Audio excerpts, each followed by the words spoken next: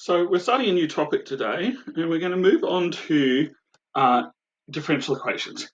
Now, this whole section is an introduction to it, really, as differential equations are a major topic in more advanced studies in university.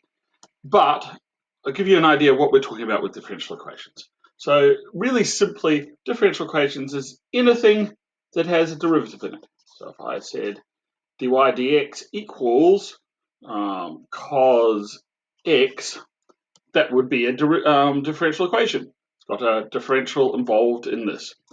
Now, this one's not particularly complicated, can get much more complicated. So we could have the second derivative minus 4 times the derivative equals 0. So here we've got a much more complicated thing. We're saying that something, when I derive it once, I got minus 4 lots of that, and then I've got something the same thing I derived twice. When I take that derived twice, minus 4 lots of derived once, I end up with nothing. So that's a much more complicated one. Or it could even involve the original equation itself. So dy dx equals y plus x. So I'm saying that if I derive something, it equals itself plus an x.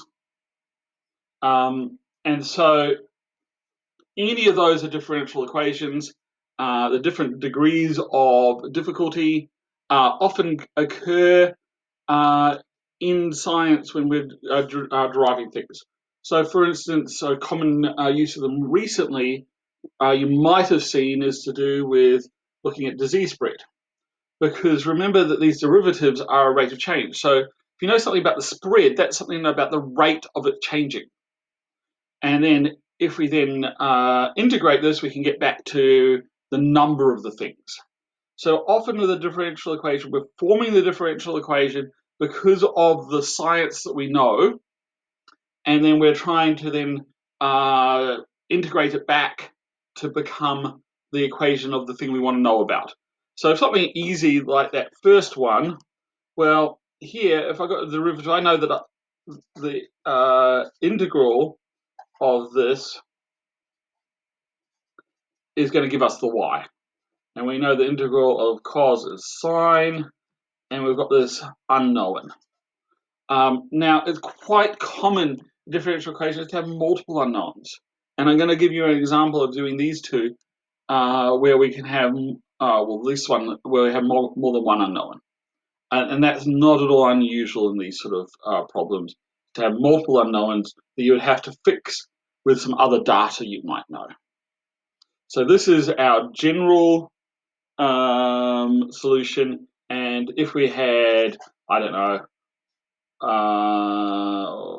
y of 0 equals 2, so y when x is equal to 0, so 2 equals sine 0 plus c. Sine 0 is 0, so c equals 2, and then I can give the particular solution, which would be sine equals sine x plus 2. All right, I'm going to go to the next video for a couple more examples.